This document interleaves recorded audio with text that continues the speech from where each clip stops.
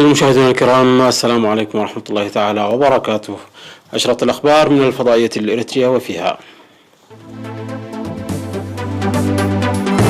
البلاد تحرز تقدما ملموسا في مكافحة والقضاء على مرض الملاريا. دعوة للعمل المنسق للحد من اقتلاع الأشجار في كاشبركا. الأمطار تخلف أضرارا في الممتلكات والمساكن بجنوب البحر الأحمر. عشرات القتلى والجرحى بهجوم مسلح وسط نيجيريا. أمريكا وروسيا تحرزان تقدما بشأن الحد من التسلح. وهيروشيما تحيي ذكرى مرور 75 عاما على ضربها بقنبلة ذرية في مراسم محدودة. أهلا بكم مشاهدينا. الملاريا مرض يمكن الوقاية منه وعلاجه بشكل كامل، ويقاس نجاح الجهود الحكومية الرامية إلى مكافحة الملاريا والقضاء عليها عن طريق التقدم المحرز نحو الهدف المنشود والغاية المرجوة. وتشكل الوقاية من الملاريا ومكافحتها جزءا من تلك الأهداف الإنمائية، حيث تعد أنشطة مكافحة بعوضة الملاريا عاملا حاسما في تخفيض أو وقف انتقال المرض. المزيد من التفاصيل في سياق التقرير التالي بصوت الزميلة حنان عمر الجيلاني. أعلن مسؤول برنامج مكافحة الملاريا في وزارة الصحة السيد سلام محرت آب في المقابلة التي أجراها مع وكالة الأنباء الإريترية إيرينا، أعلن بأن البلاد حرزت تقدما ملحوظا في مجال مكافحة الملاريا والقضاء عليها. وذكر السيد سلام بأن الاستراتيجية الموضوعة المركزة على الوقاية من الملاريا وعلاجها والبرامج المنفذة وتحقيق تقدم مشهود من فترة لأخرى فيما يتعلق بانخفاض مستوى الإصابة بالمرض، حيث كانت نسبة الإصابة بالمرض في عام 1998 حوالي 53 إصابة من كل 1000 شخص، لتصل في عام 2004 إلى 5 إصابة من كل 1000 شخص. وجاءت نسبة انخفاض الإصابة من عام 1998 وحتى عام 2013 ب9.4% سنويا، فيما انخفضت نسبة الوفيات من 20% في عام 1998 إلى 0.002% في عام 2015. وبموجب ذلك أشار السيد سلام إلى أن الجهود الحثيثة المبذولة من عام 2000 إلى عام 2015 أدت إلى انخفاض الإصابة والوفيات بنسبة 85%. ورغم أن هذا يعد تطورا ملموسا، إلا أنه تظل أمامنا جهودا دؤوبة ترمي إلى مكافحة الملاريا والقضاء عليها عن طريق التقدم المحرز نحو تحقيق الهدف المنشود والغاية المرجوة، حيث تقوم وزارة الصحة بتجهيز الأدوية وإعداد الكادر الصحي المهني الكفؤ. وقال السيد سلام إن ظاهرة المرض تختلف من منطقة إلى منطقة، ووضع برنامج لمكافحة الملاريا والقضاء عليها حسب المنطقة، وبموجب خارطة الطريق التي وضعتها منظمة الصحة العالمية للقضاء على الملاريا خلال عام 2030 يجري العمل لانخفاض الإصابة بالملاريا والوفيات الناجمة عن الملاريا بنسبة 90% على مستوى العالم. ووفق الدراسات التي أجريت عام 2019 قامت الوزارة بتسيير أنشطة فعالة لتوزيع الناموسيات في المناطق الموبوءة، خاصة مناطق إقليم الكاشبركا، حيث وزعت الناموسيات بنسبة ناموسية واحدة لكل شخص واحد، مشيرا إلى رشم مبيدات حشرية قاتلة للبعوض في حوالي 230 منطقة في 14 مديريات إقليم الكاشبركا و4 مديريات في الإقليم الجنوبي.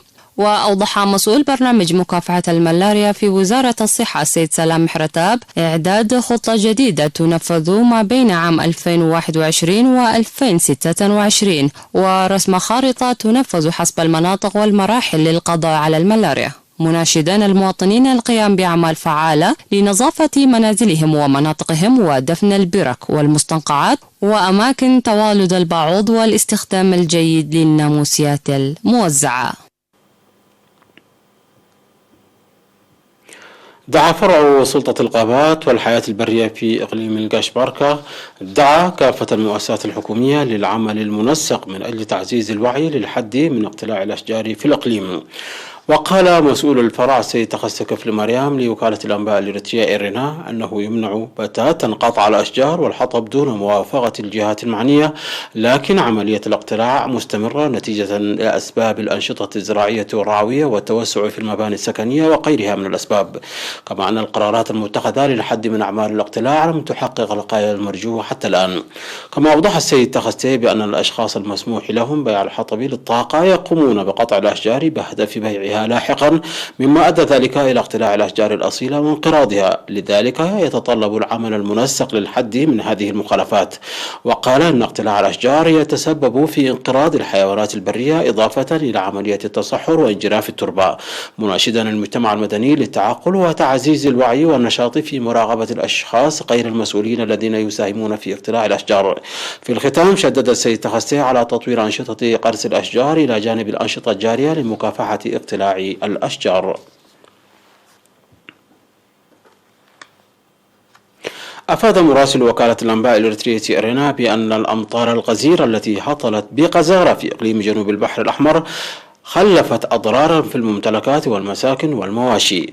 وبموجب المعلومات الواردة تسببت الأمطار المصحوبة بالرياح القوية والصواعق الرعدية التي هطلت ليلة 4 من أغسطس بمديرية أرعتا في إحداث أضرار جزئية في مدرسة عدايل المتوسطة، ودمرت مبان سكنية وتسببت في نفوق 8 من الماعز والأغنام. كما جرفت السيول المتدفقة بقوة عبر خور جيبدو بضواحي مدينة عصب حاضرة إقليم جنوب البحر الأحمر، جرفت سيارة ودمرت مباني مؤسسة الأسماك وسلطة الغابات والحياة البرية ومبان سكنية في منطقة عدي، وتسببت في إحداث أضرار جزئية في مبان سكنية وقمر المنازل في منطقة بيلول. وأفاد مراسل إيرنا بأن إقليم جنوب البحر الأحمر يشهد منذ 20 من يوليو هطول أمطار غزيرة وطقس ماطر.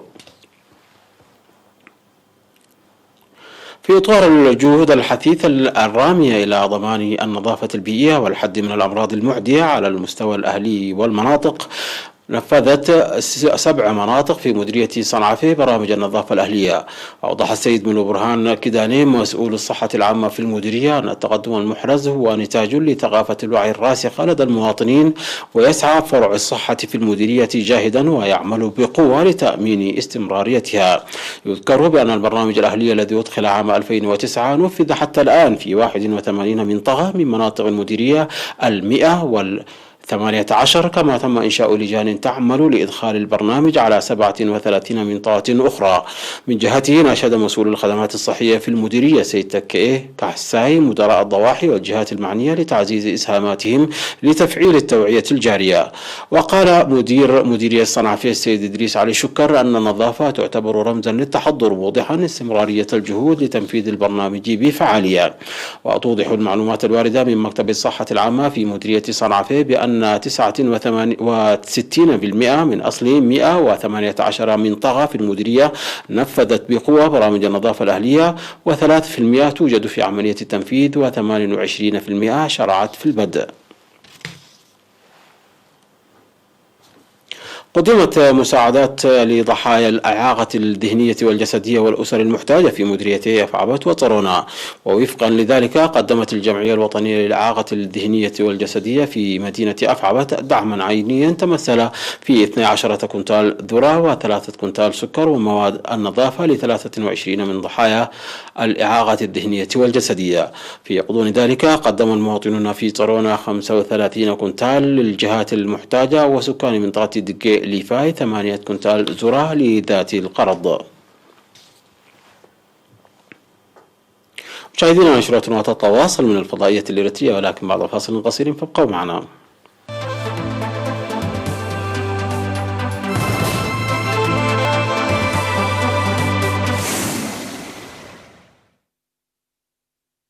قتل 12 شخص على الأقل وأصيب عشرات آخرين جراء هجوم مسلح شنه مجهولون في ولاية كوكي وسط نيجيريا. وفي سياق متصل قال متحدث باسم وزارة الدفاع النيجيرية أن الجيش شن عدة عمليات ضد عناصر العصابات المسلحة في ولاية بيالسا أسفرت عن تحييد 6 من عناصر تلك العصابات ومصادرة كميات كبيرة من الأسلحة والذخائر. وكانت بعض الولايات النيجيرية منعت استخدام الدراجات النارية إثر شن مسلحين لهجمات بواسطتها. ومنذ 4 سنوات تشهد نيجيريا صراعات عنيفة بين العرقية الفلانية التي تعمل بتربية الحيوانات وبعض القبائل الأخرى المشتغلة بالزراعة، وأسفرت الصراعات بين الجانبين عن مقتل نحو 2000 وأجبرت الآلاف على ترك منازلهم. قال وزير الخارجية الأمريكي مايك بومبيو أن الولايات المتحدة أحرزت تقدما مع روسيا بشأن الحد من التسلح النووي في الآونة الأخيرة، وتأمل أن تقرر الصين الانضمام إلى تلك المناقشات. وقال بومبيو للصحفيين أنهم عملوا جاهدين على مدى الأشهر القليلة الماضية من أجل انخراط الدول الثلاث التي تمتلك أكبر قدرات النووية والولايات المتحدة وروسيا والصين في حوار استراتيجي حول كيفية المضي قدما معا للحد من المخاطر. وفي خبر ذي صلة نقلت وكالة أنباء عن وزارة الدفاع الروسية قولها أن طائرة روسية مقاتلة من طراز سوخوي 27 انطلقت لاعتراض طائرتي استطلاع أمريكيتين اقتربتا من الحدود الروسية فوق البحر الأسود. ونقلت وكالة تاس للأنباء عن وزارة الدفاع قولها أن طائرة سوخوي 27 اعترضت الطائرتين هما من طراز RC 134 وبي 8A. وقالت وكالة أنباء انترفاكس أن الطائرتين ابتعدتا بعد ذلك عن الحدود.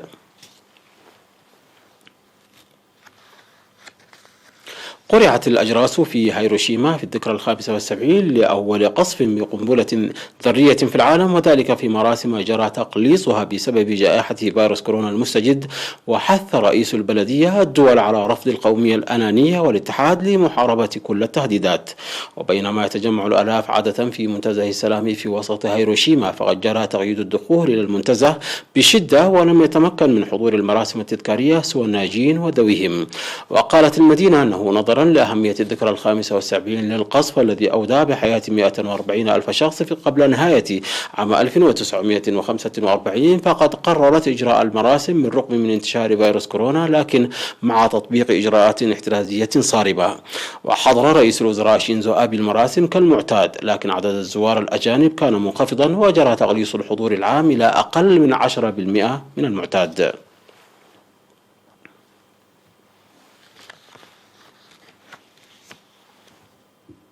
طور باحثون من سنغافورة جسما إلكترونيا قادرا على إعادة الإحساس باللمس في ابتكار يأملون أن يتيح لأصحاب الأطراف الاصطناعية التعرف على الأشياء والإحساس بالملمس بل والشعور بالحرارة والألم. ويتكون الابتكار الجديد مما يصل إلى 100 حساس صغير في مساحة تبلغ نحو سنتيمتر مربع واحد بحسب رويترز. وأوضح الباحثون في جامعة سنغافورة الوطنية أن هذا الجهاز يمكنه معالجة البيانات بسرعة تفوق سرعة الجهاز العصبي البشري، وقادر على التعرف على ما بين 20 إلى 30 ملمسا مختلفا، وقراءة الحروف بلغة بريل للمكفوفين بدقة تتجاوز 90%. وقال بنجامين تي رئيس فريق الباحثين أن الفكرة مستوحاة من مشهد في أحد أفلام ثلاثية حرب النجوم.